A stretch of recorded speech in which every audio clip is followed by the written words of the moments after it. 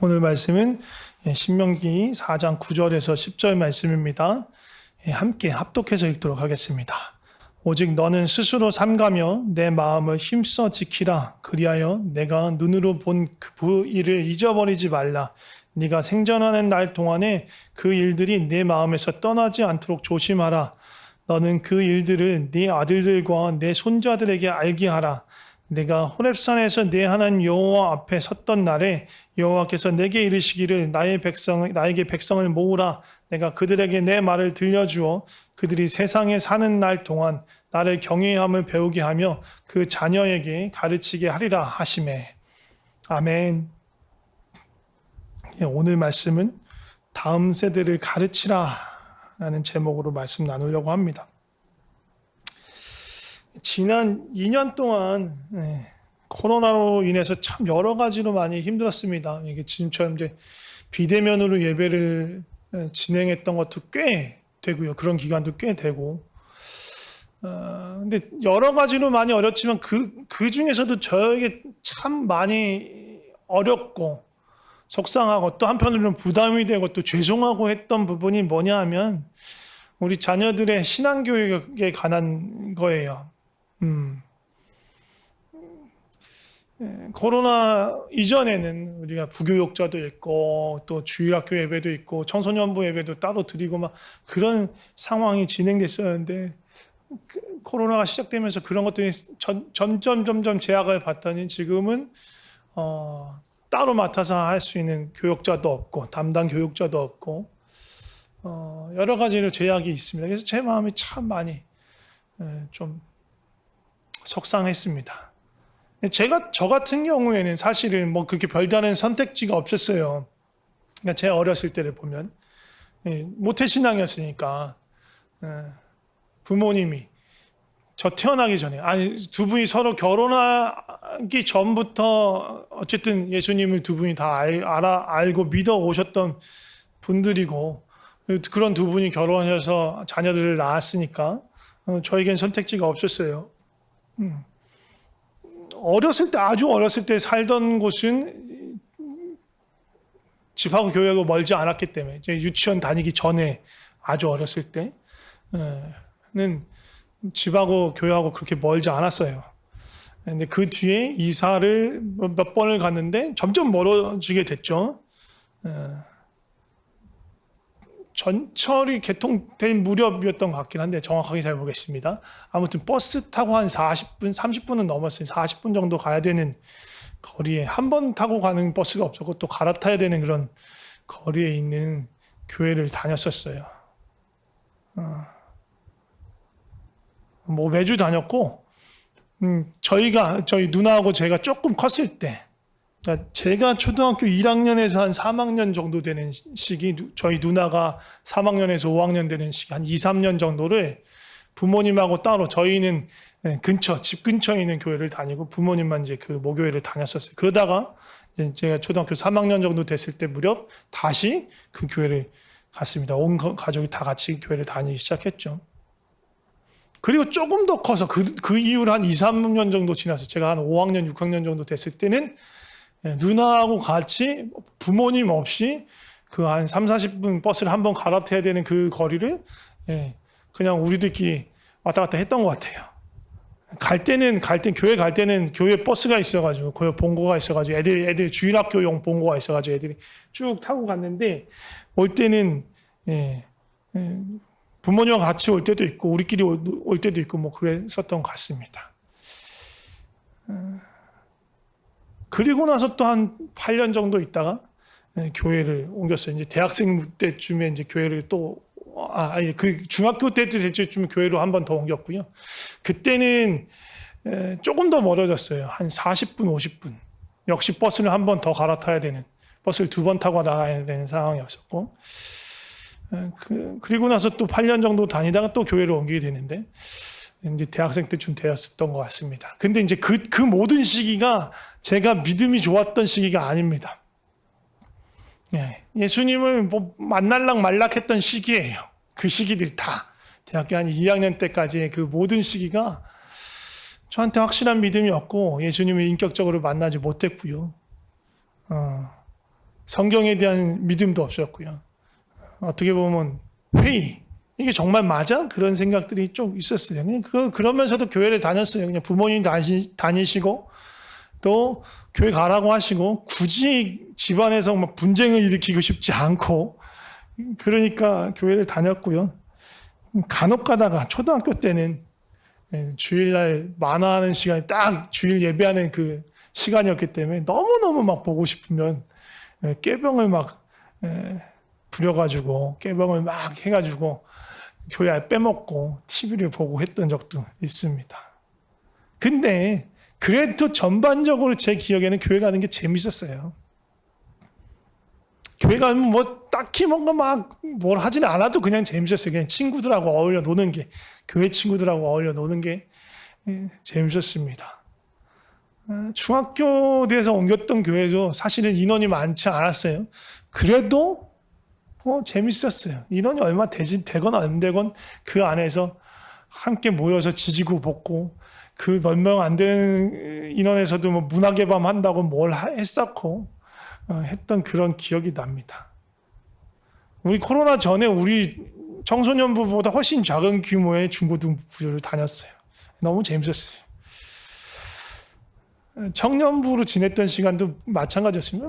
마음속에는 여러 가지 회의가 있었어요. 교회를 다녀야 되나 말아야 되나. 예수님, 내가 이렇게 저걸 했는데 예수님 못 믿겠는데 내가 계속 다녀야 되나 뭐 말아야 되나 막 그런 시간이었는데 그래도 재밌었습니다.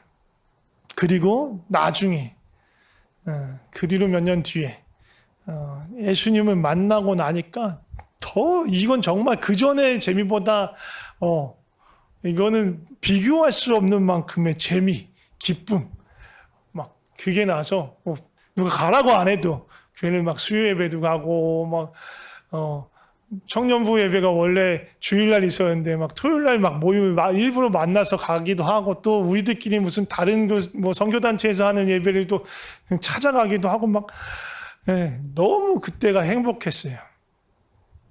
그러면서 또 생각났던 게 뭐냐 하면 신앙적으로 그 이전에 예수님 몰랐던 시절이지만 신앙적으로 되게 이렇게 했던 시절이지만 그렇게 주일학교며 중고등부며 이렇게 함께 했던 그런 시간들 그리고 거기서 주석 들었던 내용들이 나에게 많은 자양분이 됐다라는 생각이 들더라고요.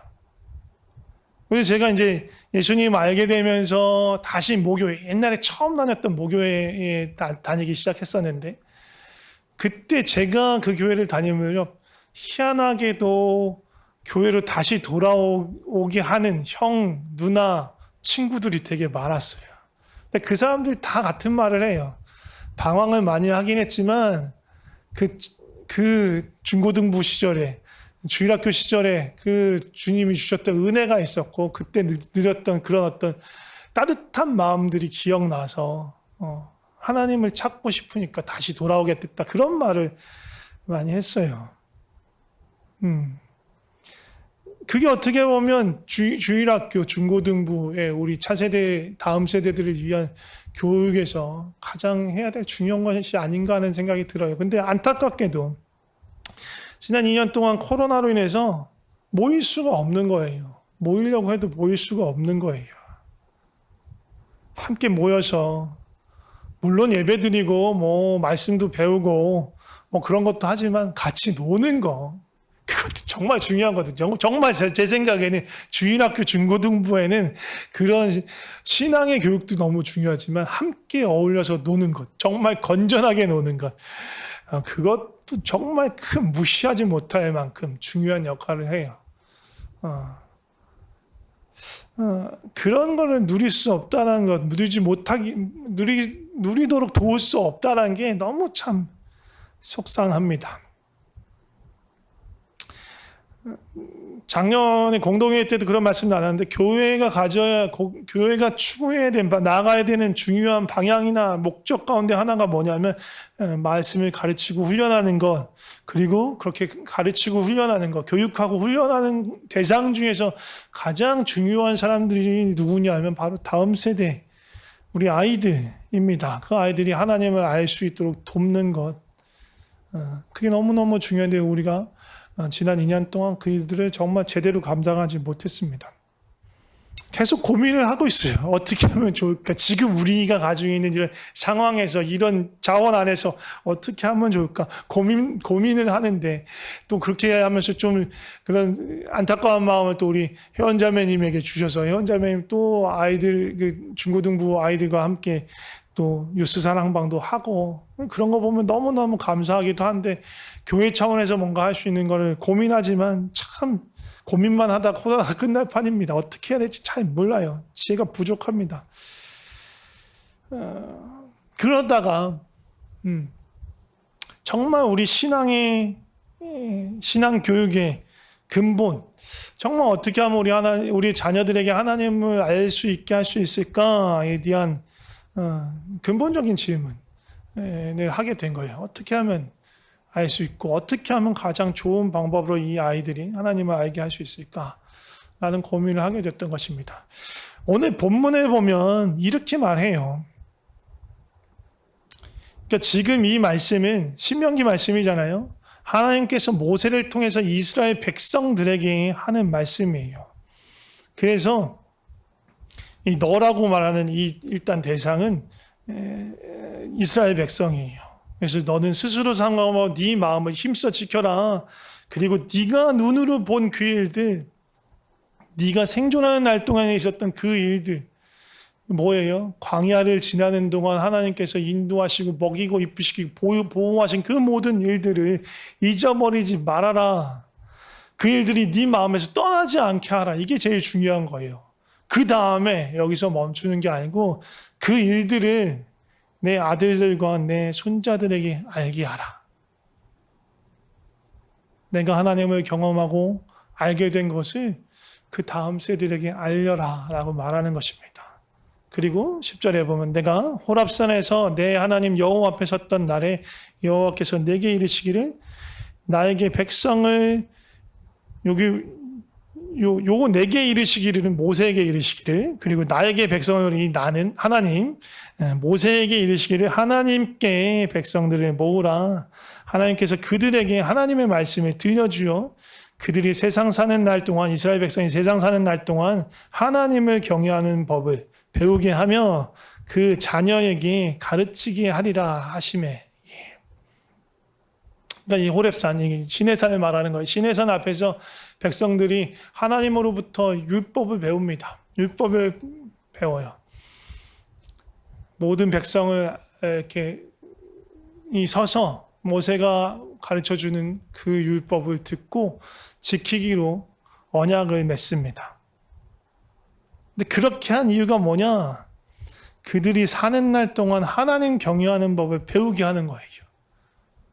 근데 거기서 그치는 게 아니고 그것을 그 자녀에게 가르치게 하리라.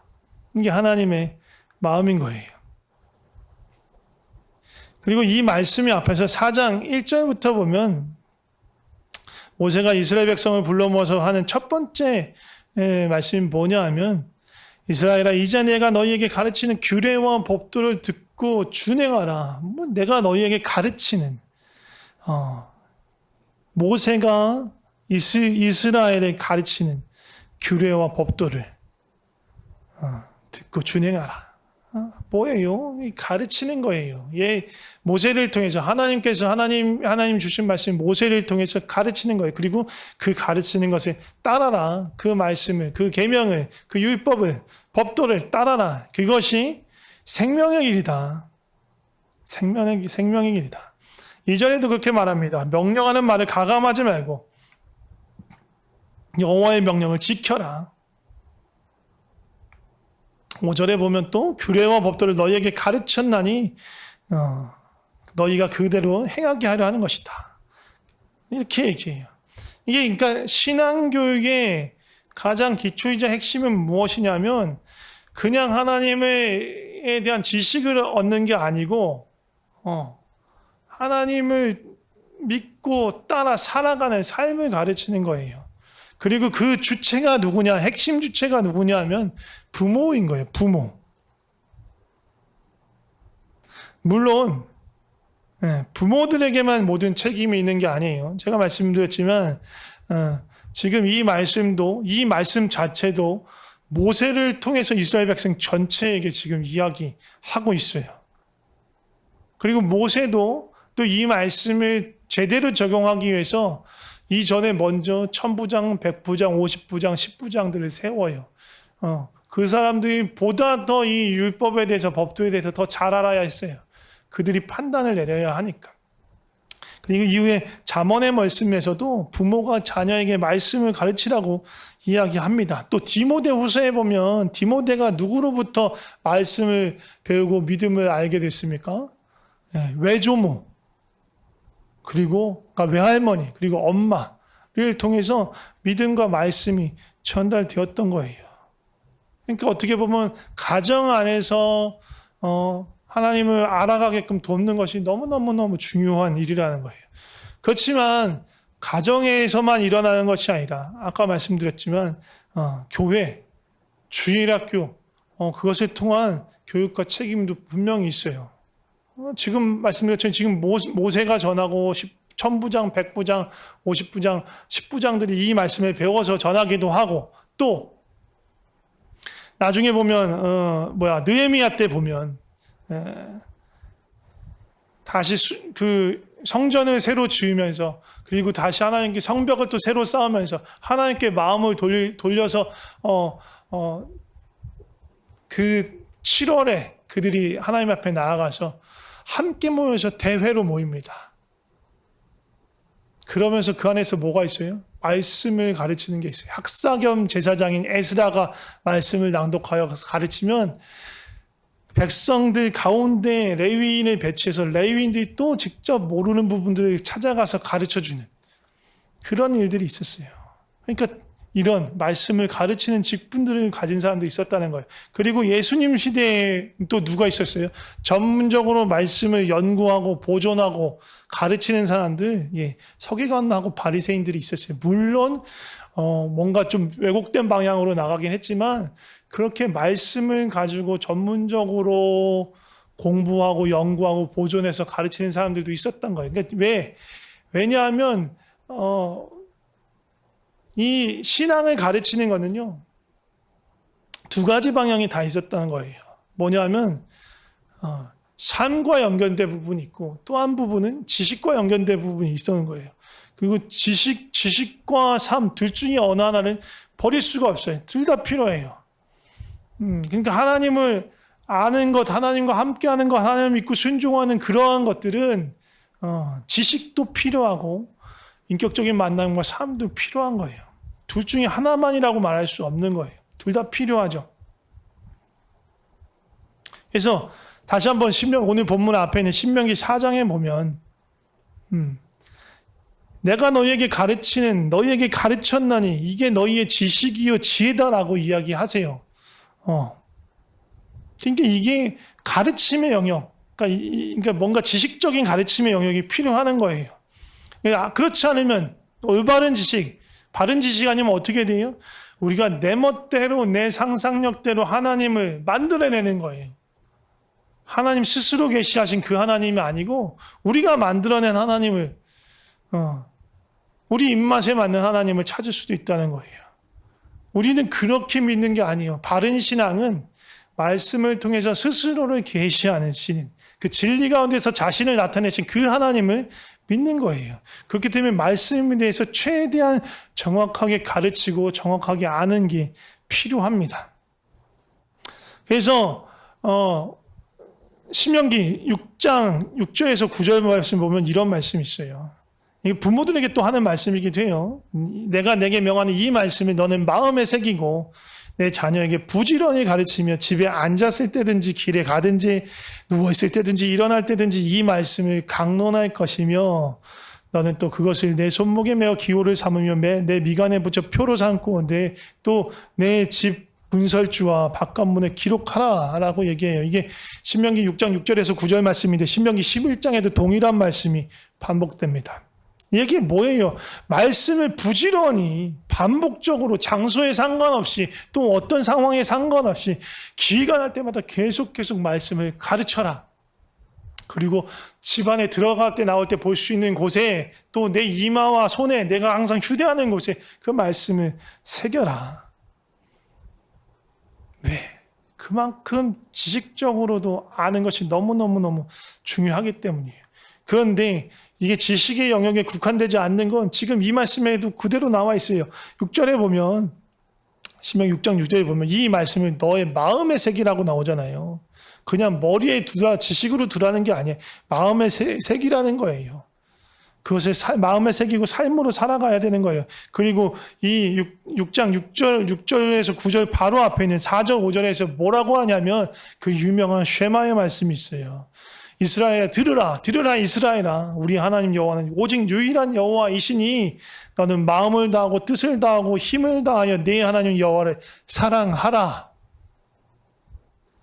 말씀을 마음에 새기고 강론하며 가르치며 살아가기 이전에 해야 될 가장 중요한 것, 그리고 이렇게 말씀을 강론하고 또 이렇게 외우게 하고 뭐 하는 그런 걸 그런 것보다 그런 거에 어떻게 보면 가장 원천적인 이유와 근원, 하나님을 사랑하는 것이에요. 하나님을 사랑하기 위해, 사랑하기 때문에 이 일들을 행해야 되는 것입니다. 그리고 오늘 본문을 볼 때도 보시면 알겠지만 그냥 그 법도와 율례를 달달달 외워서 가르치는 게 아니고 뭘 알리게 하냐면 내가 눈으로 본 그 일. 그게 뭐예요? 40년 동안 광야를 돌아다니면서 하나님의 인도하심을 경험한 그 일인 거예요. 그러니까 내가 경험한 하나님, 내가 목격한 하나님을 자녀손들에게 알게 하라는 거예요. 10절을 보더라도 그냥 가르치는 게 아니고요. 부모가 먼저 하나님의 경외함을 알라고 얘기하는 거예요. 마음에 새기고 사랑하고 경외하는 것, 내가 경험하는 것, 그건 지식의 차원을 뛰어넘는 거란 말이에요. 그게 가르쳐줘야 되는 거예요.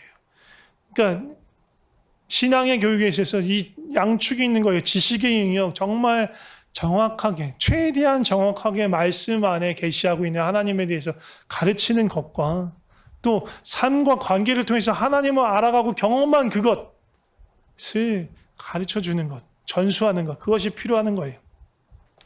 그러면 교회라는 어떤 이런 기관과 가정이라는 것과 어디가 더 이 삶의 영역과 관계의 영역을 더 잘 보여주고 가르쳐줄 수 있을까요? 코로나 이전이라고 생각해도 주일학교는 교회 교육은 일주일에 한 번, 많아야 두 번, 한두 시간 정도 하는 게 전부예요. 서로 깊이 연결돼서 삶을 진실하게 보고 그 삶을 공유하면서 서로가 그 안에서 성장하는 건 그렇게 쉽지는 않아요. 물론 이것도 일주일에 한두 번이고 한두 시간 정도지만 사실 저 어렸을 때는 더 길었어요. 교회 가면 공식적으로 주일학교 예배 시간은 1시간 반 정도였는데 어차피 끝나고 집에 안 갔기 때문에 거의 어른 오후 예배 끝나기 때까지 주구장창 놀았습니다. 그러니까 포멀한 거는 어차피 한두 시간이지만 포멀하지 않은 그런 시간들이 더 많았던 것 같아요. 청소년부 때도 그랬던 것 같습니다. 아무튼 그런 시간들이 있으면 또 이것이 시간이 오래 누적되면 또 이것도 어느 정도의 공동체성이 또 삶이 공유되고 연결되는 부분 충분히 있을 수 있어요. 그러나 일단은 포멀한 것만 보면 그거로는 정말 약해요. 근데 가정을 보면 그렇지 않죠. 가정은 뭐 부모와 자녀를 일부러 삶을 연결시키지 않으려고 해도 이미 충분한 연결이 본딩이 되어 있어요. 그리고 충분히 투명해요. 충분히 투명합니다. 투명하다는 뭐야? 가장 자신의 적나라한 모습이 나타난 데가 가정이에요. 네. 그렇기 때문에 어떻게 보면 삶의 적나라한 모습이 드러나죠. 그렇기 때문에 살아있는 날것의 신앙의 모습이 가장 잘 전달될 수 있는 거예요. 비지식적인 영역. 하나님을 사랑하고 경외하고 하나님의 진리를 마음에 새겨서 삶으로 살아가는 그런 영역. 그런 걸 보여주고 공유하고 전해주는 데는 최적의 장소가 어떻게 보면 가정인 거예요. 근데 그런 반면 교회 안에서의 주일학교 중고등부 상황은 어때요? 일단 설교가 있잖아요. 설교가 있고, 또 말씀 교재로 공부하는 공과 공부 시간도 있고, 또 때로는 말씀 암송도 시키고, 뭐 다양한 액티비티가 있을 수 있잖아요. 가정에서보다 훨씬 더 성경적인 진리나 지식에 대해서 접근할 수 있는 여지가 충분히 많습니다. 또 전문 사역자가 지금 뭐 우리 교회에 없지만 제가 유일한 전문 사역자지만 뭐 또 제가 청소년부나 또 주일학교를 또 도울 수도 있죠. 그렇지만 어쨌든 가정보다는 훨씬 더 바른 지식에 대한 전달을 하고 공유하는데 훨씬 더 용이한 것이 교회의 주일학교 그런 교육기관인 거예요. 또 거기서 더 나아가서 또래 집단 안에서의 또 역동이 있을 수 있어요.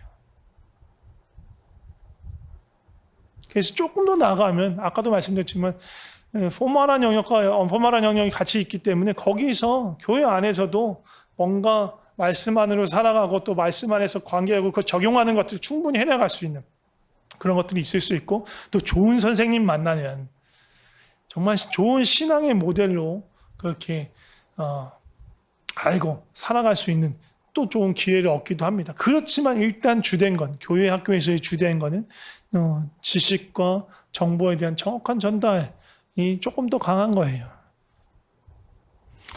지금 근데 안타깝게도 이 코로나 시대로 인해서 한쪽 통로가 거의 막혀버렸죠. 교회 안에서의 어떤 포멀한 교육이 신앙교육이 거의 막혀버린 상태예요.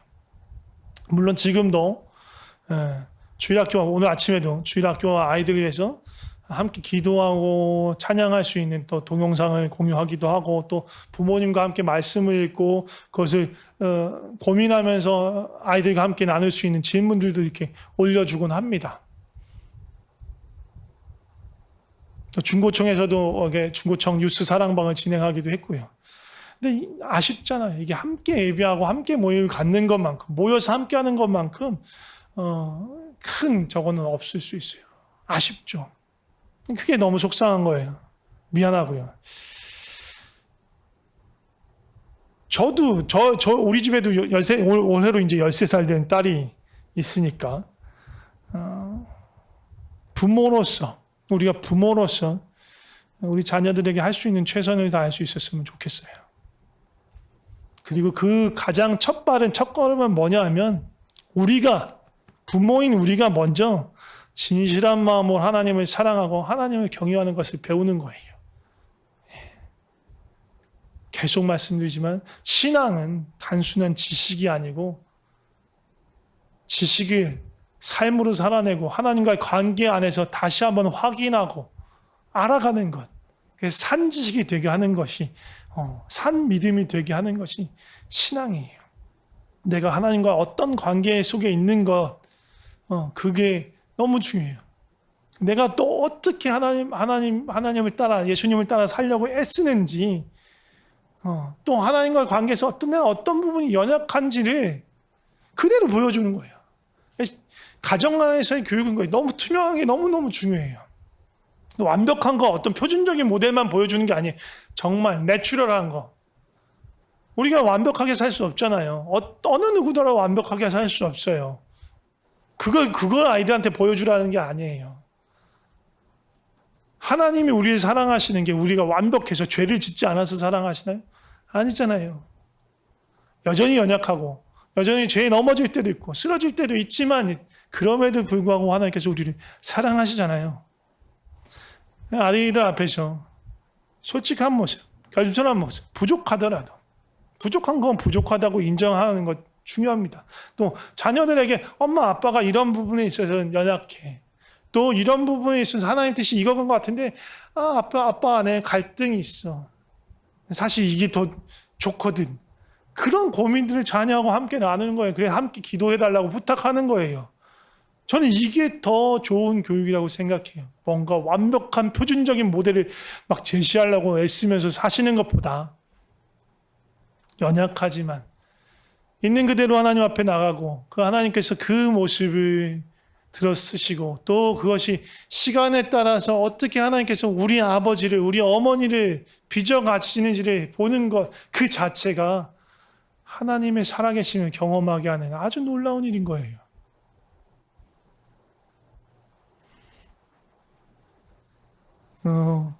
뭐 어떻게 될지 모르신다면 아이들과 함께 성경을 읽는 시간부터 시작하시면 좋을 것 같아요. 이거를 또 가정 예배다 막 그렇게 막 너무 거창하게 안 하셔도 돼요. 막 기도 순서 정하고 뭐 또 또 이걸 또 어떻게 뭘 나누지 막 그런 고민하지 마시고 그냥 너무 또 많은 분량을 할 필요도 없어요. 우리 가족 올해는 1년 1독 하겠다 막 하면서 할 필요도 없어요. 짧게 하셔도 되고 아니면 새벽 기도 나누는 그 기도 내용 정도 분량도 괜찮을 것 같아요. 그렇게 길진 않으니까 많으면 한 30절을 넘진 않은 것 같아요. 읽으세요. 같이 읽고요. 낭독하면서 읽고 그러니까 소리내어서 읽고 그냥 그 성경의 내용을 한번 그냥 이야기하는 것도 좋아요. 뭐 느낌이나 해설이나 그게 아니고 그냥 이게 전체적으로 이런 내용 같다. 그냥 그대로. 왜냐하면 우리 개역개정 성경이 조금 어려워요. 그러니까 그거를 이렇게 그냥 쭉 있는 그대로를 그냥 우리 말로 우리가 흔히 쓰는 말로 그냥 쭉 한번 이야기하는 것 자체도 너무 중요한 것 같아요. 그걸 돌아가면서 하면 좋겠죠. 아니면 쉬운 성경을 읽어도 돼요. 조금 번역이 쉬운 성경을 읽어도 좋아요. 아이들 어휘력에도 많이 도움이 됩니다. 그러니까 성경을 가르친다는 느낌보다는 말씀을 같이 읽고 내용을 같이 파악하고 그 안에서 또 연관되는 이야기를 자연스럽게 딴 일도 새도 괜찮아. 그렇게 함께 시간을 갖는 것 너무너무 중요하고요. 그러면서 조금씩 아이들이 알게 되는 거. 어차피 엄마 아빠의 삶을 늘 보고 있으니까 엄마 아빠가 싸우는 것도 보고 어떻게 화해하는지도 보고 어떻게 서로 용서를 구하고 용서하시는지도 보잖아요. 그것 자체가 얼마나 중요한 교육인데요.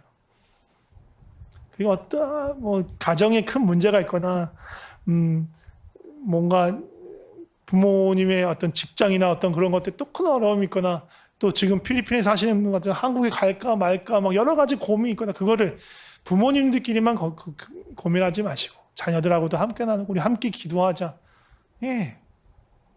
그 모든 과정이 삶이잖아요. 삶에 있는 그런 과정들이 함께 나누어지는 거예요. 이번 주 목요일에는요, 그래서 기도회 또 할 건데, 다음 세대들을 위해서 기도하려고 합니다. 나의 자녀만 놓고 기도하는 거 아니에요. 모든 신앙의 다음 세대들, 이 땅에, 또 온 땅에 자라나는 다음 세대들을 위해서 좀 기도하는 시간을 갖고 싶습니다. 우리가 자라왔던 세대하고는 지금 환경이 어마어마하게 달라요. 접하고 있는 문화가 달라요. 노는 문화도 달라요. 지금 또 코로나라는 이 어마어마한 시기를 겪기 때문에 이게 또 아이들에게 어떤 영향을 미칠지 몰라요. 그래도 이 아이들이 어떻게든 하나님을 알아갔으면 좋겠다는 이 다음 세대들이 하나님을 잊지 않고 기억하면 좋겠다는 그런 마음으로 우리 좀 같이 기도하는 시간 가지면 좋을 것 같습니다. 이 아이들이 정말 하나님을 만나고 인격적으로 만나고 알고 자라가도록 또 이웃과 함께하면서 연약하고 소외된 이웃들과 함께하는 것, 그들에게 손 내미는 것, 함께 그들의 고민을 듣고 그들을 위해서 기도하고 그들을 위해서 싸우고 그들을 위해서 돕는 것들을 고민하면서 자라나는 세대, 그런 다음 세대가 일어나기를 바라는 마음으로 좀 같이 기도하는 시간 가지면 좋을 것 같습니다. 이 시간에도 몇 가지 좀 기도하고 싶습니다. 기도할 때 먼저는요, 자녀들이 아니라 우리 자신을 좀 주님께 드리면서 기도했으면 좋겠습니다. 내가 말뿐인 신앙이 아니고 지식뿐인 신앙이 아니고 뜨거운 마음으로 진실한 마음으로 하나님 사랑하고 또 하나님 경외하는 마음으로 살아가게 하여 주시옵소서.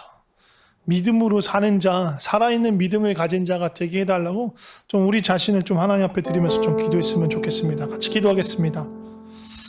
하나님 아버지, 먼저 우리의 믿음을 새롭게 하여 주시옵소서. 부모인 우리의 믿음을 새롭게 하여 주시옵소서. 그냥 죽은 지식을 가르치는 것이 아니라 살아있는 하나님에 대해서 내가 경험한 하나님, 나를 아시는 하나님, 나와 관계 맺고 나를 친밀히 부르시는 그 하나님에 대해서 너와 나눌 수 있고 그 하나님의 은혜를 또 보여줄 수 있는 그런 부모가 되게 하여 주시옵소서. 하나님을 경외하는 마음으로 또 하나님을 사랑하는 마음으로 내 삶이 그렇게 들어지게 하여 주시옵소서. 가르치기 위해서 보여주기 위해서가 아니라 정말로 내 삶이 먼저 바른 믿음을 갖고 그렇게 주님을 사랑하며 또 경외하며 주님을 따라가는 그런 삶이 먼저 되게 하여 주시옵소서. 우리의 생각이 변화되게 하여 주시옵소서. 우리의 세계관이 변화되게 하여 주시옵소서. 우리 인생의 목적이 먼저 변화되게 하여 주시옵소서. 정말로 주님을 믿고 알고 사랑하는 엄마 아빠가 먼저 되게 하여 주시옵소서. 그래서 완전하고 완벽하지 못하더라도 때로는 실패하고 넘어지고 또 때로는 욕심을 따라갈 때도 있고 때로는 혈기가 튀어나와서 누군가에게 상처 주고 상처를 받기도 할 때 있지만 그때마다 또 주님께서 깨닫게 하실 때마다 돌이키며 하나님과 또 이웃들에게 또 우리 가족들에게 사과하고 용서를 구하는 그런 모습들을 통해서 하나님의 은혜를 또 용서하심을 또 다시 하나님께서 상처를 회복시키시는 그 하나님을 경험할 수 있는 그런 아빠와 엄마가 되게 하여 주시옵소서. 계속해서 좀 기도하고 싶습니다. 자녀들 좀 축복하면서 기도하고 싶은데 또 자녀뿐만 아니라 우리 가정을 좀 축복하면서 기도하고 싶습니다.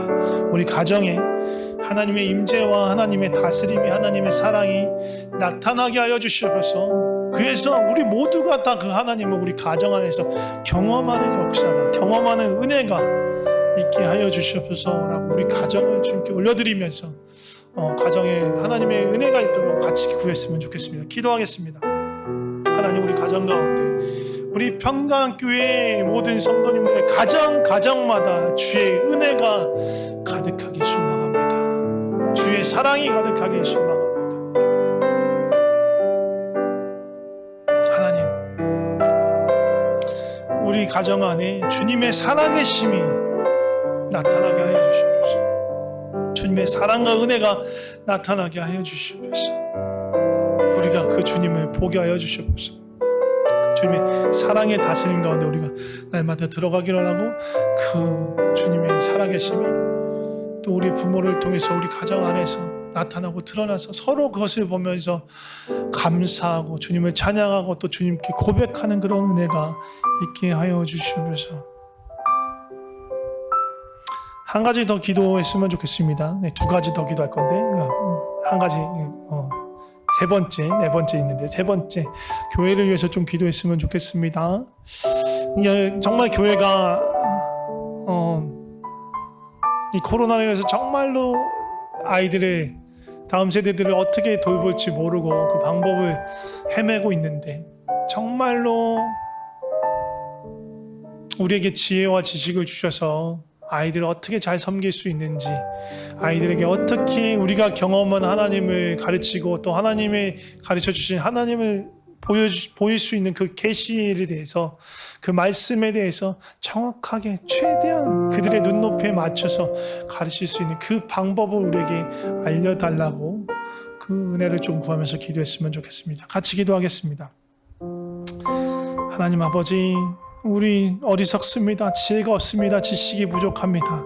어떻게 우리 자녀들을 가르쳐야 할지 올바른 지식으로 하나님에 대한 올바른 진리로 가르쳐야 될지 우리가 연약합니다. 자녀들의 그 눈높이에 맞추는 것도 참 부족합니다.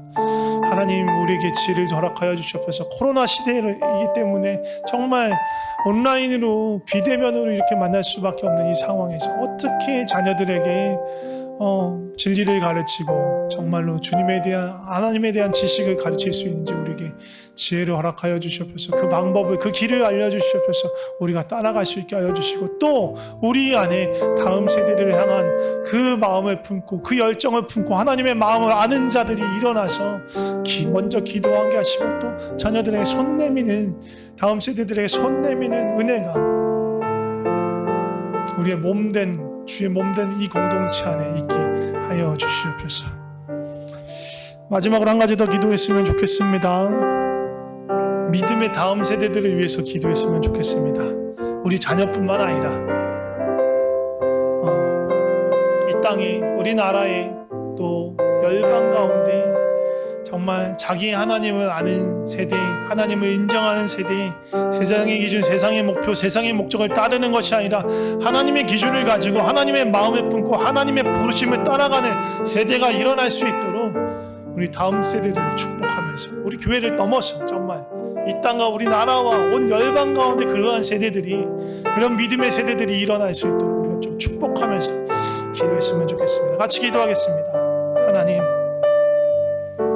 믿음의 세대들이 일어나게 하여 주시옵소서. 하나님, 잊어버리는 것이 아니라 하나님이 잊어버리고 세상을 쫓아서, 욕심을 쫓아서, 자기 마음을 쫓아서 살아가는 세대가 아니라 온전히 하나님의 마음을 알아서 하나님을 경외하며 하나님을 사랑하며 세상 기준과 세상 방법을 따라가는 것이 아니라 하나님의 마음과 하나님의 뜻을 품고 예수 그리스도의 심장을 품고 일어나는 새로운 세대들을 주님 세워주시옵소서. 점점 갈수록, 세대가 거듭될수록 하나님을 모르는 세대들이 일어나고 있습니다.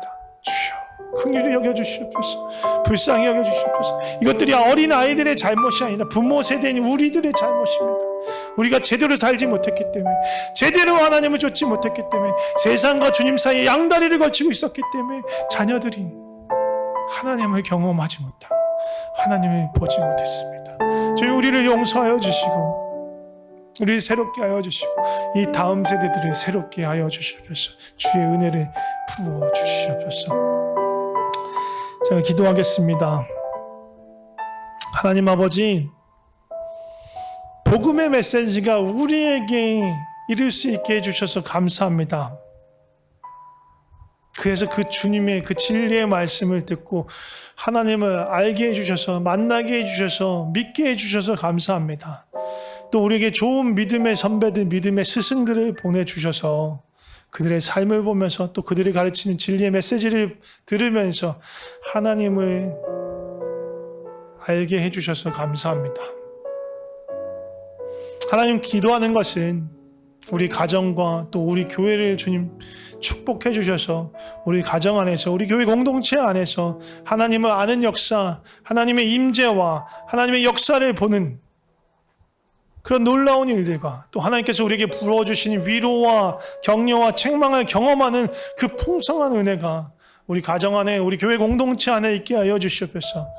주님, 부모된 우리 세대가 먼저 주님을 깊이 사랑하고 또 신뢰하고 경외하는 삶을 살게 하여 주시옵소서. 그래서 우리의 삶을 통해서, 또 우리의 고백을 통해서, 또 우리의 삶의 말과 태도들을 통해서 우리의 자녀 세대들이, 우리 다음 세대들이 하나님의 은혜를, 하나님의 그 영광의 그늘이라도 조금이라도 맛볼 수 있게 하여 주시옵소서. 또 교회 안에서, 또 지체들의 삶에서 역사하시는 그 주님을 보면서 주님을 향한 소망, 그 믿음에 대한 소망을 허락하여 주시옵소서. 코로나로 인해서 우리 교회 안에서 신앙교육이 많이 약해져 있는, 많이 위축된 상태에 있습니다. 주님, 우리에게 지혜와 지식을 허락하여 주시옵소서. 참된 진리를 우리 아이들의 눈높이에 맞게 전달할 수 있는 그런 지혜와 지식을 우리에게 허락하여 주시옵소서. 또한 우리 아이들만 걱정하는 것이 아니라 다음 세대를, 온 땅에 있는 다음 세대들을 향한 안타까운 마음을 우리에게 부어주시고 그 주님의 마음을 품고 기도하게 하여 주시옵소서. 우리가 기도하지 않아서, 우리가 주님을 잊고 살아서, 우리가 제대로 살지 못해서, 그래서 제대로 보여주지 못해서 다음 세대가 영적으로 방황하고 하나님을 잊고 자기 뜻대로 자기 마음대로 살아가는 그런 죄를 주 앞에서 범하지 않게 하여 주시옵소서. 주님, 연약한 우리를 붙들어 주시고 주님의 은혜와 사랑으로 가득하게 하여 주시옵소서. 주님께 우리 가정과 우리 교회 공동체를 그리고 우리 자녀들을 주님 손에 올려드립니다. 주님 감사합니다. 예수님의 이름으로 기도드립니다. 아멘.